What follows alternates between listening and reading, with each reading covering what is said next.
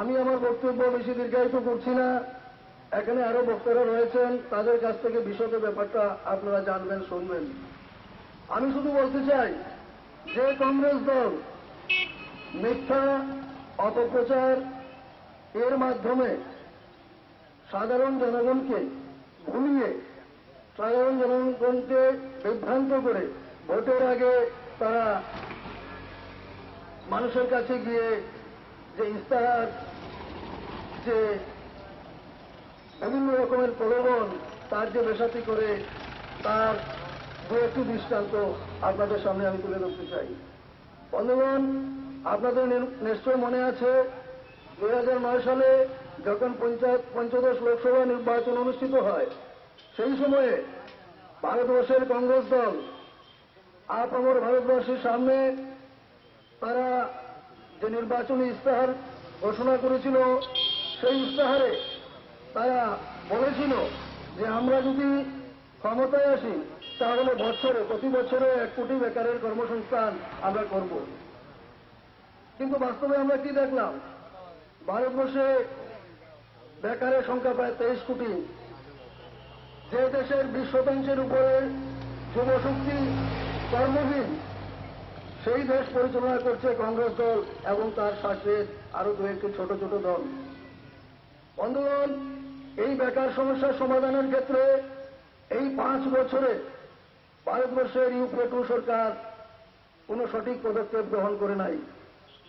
যেখানে তারা বলেছিল বছরে 1 কোটি বেকারের কর্মসংস্থানের ব্যবস্থা তারা করবে, সেখানে নতুন কর্মসংস্থান তো দূরে থাক, যেখানে ভারতবর্ষের কেন্দ্রীয় বিভিন্ন দপ্তরে প্রায় 45 লক্ষ শূন্যপদ রয়েছে, সেই শূন্যপদ ভর্তি করার মতো কোনো উদ্যোগ তারা কোনোদিনও গ্রহণ করে নাই। দিকে দিকে বেকারির জ্বালায় আজকে যুব সমাজ বিভ্রান্ত হচ্ছে, আর তাকেই তারা পুঁজি করে বিভিন্নভাবে রাজনীতি করছে। এইভাবে তাদের ইস্তাহারের নমুনা।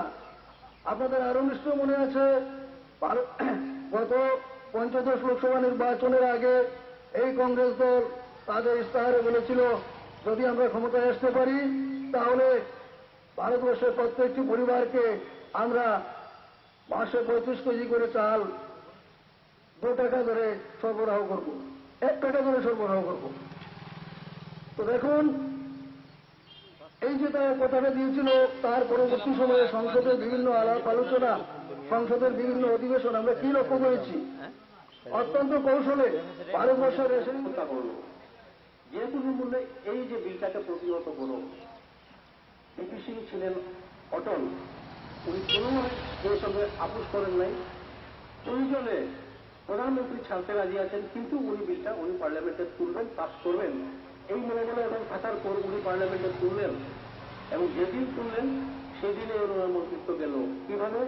কংগ্রেস বিজেপি পেছন থেকে চুরি মেরে ওনাকে গদিচ্যুত করল। আমরা যারা পিছিয়ে পড়া অংশের মানুষ, এই মূল্যায়ন কমিশনের সুপারিশটা আর পার্লামেন্টে কার্যকরী হল না, যার ফলে এখন অব্দি আমরা সেই সুযোগ পাই নাই। সুতরাং এই দেখেন, যখন অকংগ্রেস অবিজেপি সরকার যখন ভারতবর্ষের পার্লামেন্টে থাকে, তখন আমরা কিছু না কিছু আমরা পেয়েছি। এরপরে এসডি দেবেগৌড়ার আমলে আমরা কি পেলাম? এসডি দেবেগৌড়ার আমলে আমরা সবচেয়ে বড় জিনিসটা পেয়েছি, সেটা হচ্ছে আমরা যদিও মানি না, উনি একটা জিনিস কনফার্ম করে গেলেন, সেটা হচ্ছে গরিব যারা তারা বিপিএল, এই বিপিএল থেকেও যারা আরো গরিবতর যাদেরকে বলা হয় অন্তদয়, এই যে আইনটা এসডি দেবেগৌড়ার আমলে ভারতবর্ষে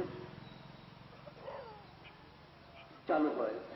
চালু হওয়ার ফলে কি হলো? আমরা ত্রিপুরায় যে স্বাভাবিকভাবে পেলাম গরিব যারা অংশের মানুষ বিপিএল, অন্তদয়। এই যে বিপিএল হলে কি হলো? বিপিএল এর সঙ্গে যুক্ত সে একটা ঘর পাবে, চিকিৎসার জন্য কিছু আর্থিক সাহায্য পাবে, পড়াশোনার ক্ষেত্রে তার পরিবারের ছেলেমেয়েরা সুযোগ সুবিধা পাবে।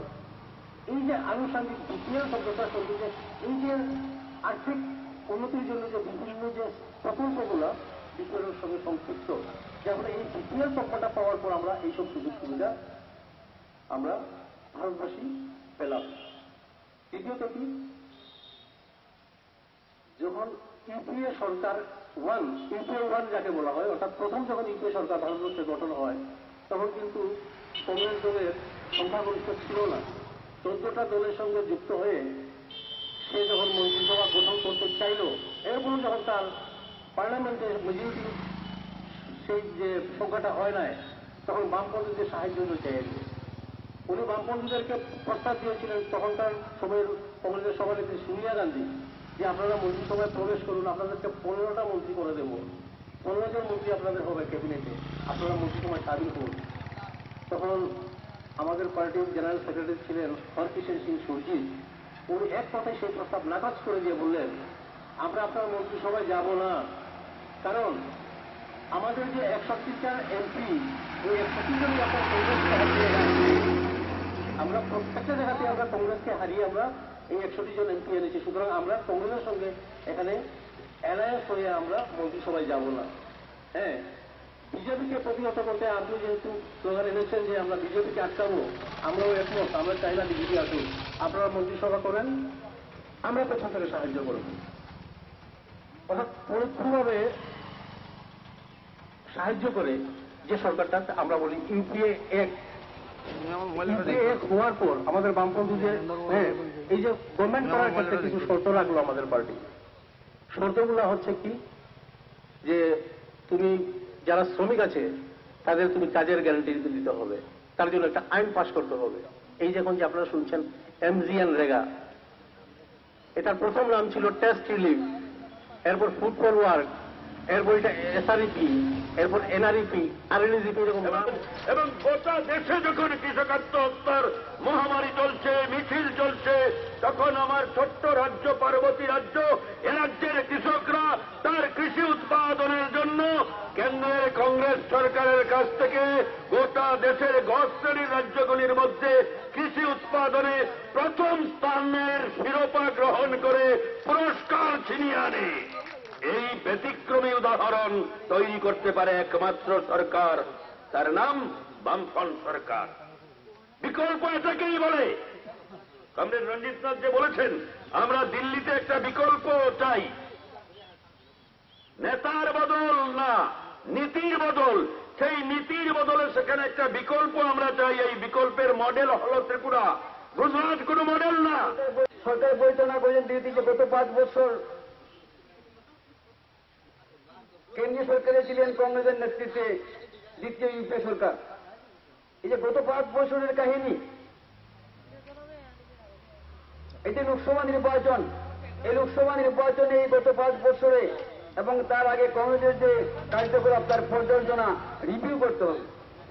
রিভিউ করতে গেলে এখানে আলোচনা করেছেন গৌতম এবং কমিটি করছি না,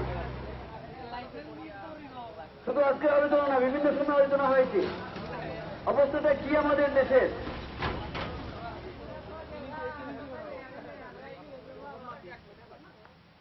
গত 3 বছরে আমাদের দেশের কৃষক 2,88,000 কৃষক আত্মহত্যা করেছেন। কেউ গলায় দড়ি দিয়ে মরেছেন, কেউ বিষকে নিজের জীবনকে বিসর্জন দিয়েছেন। আলোচনা হয়েছে বিষয়টাকে নিয়ে বিভিন্ন সময়। কেন?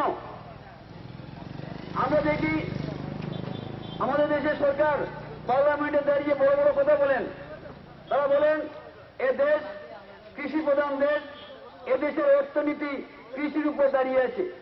অথচ এই দেশের কৃষক 2,88,000 কৃষক গত 2-3 বছরে, গত 3 বছরে এত কৃষক আত্মহত্যা করলেন। তাহলে আমরা বলতে পারি এই দেশে একটা সরকার আছে? এই দেশে কোনো সরকার নেই। যে দেশের বুনিয়াদে কৃষি, যে দেশের 70-80 মানুষ কৃষক, এই দেশের কৃষকে যদি বাঁচতে না পারেন, কৃষকদের যদি বাঁচার কোনো ব্যবস্থা না থাকে, তাহলে এই দেশে সরকার আছে? সরকার নেই। শুধু কি কৃষক? 25 কোটি শিক্ষিত অর্ধশিক্ষিত বেকার সরকারের খাতায় নাম লিখিয়েছেন। 40 লক্ষ শূন্য পদ। শূন্য পদ মানে কি? আগে চাকরি করতেন, পেনশনে গেছেন। 40 লক্ষ শূন্য পদ কেন্দ্রীয় সরকারের বিভিন্ন দপ্তরে আছে, সেখানে নিয়োগ করা হচ্ছে না। এই দেশের 25 কোটি যুবক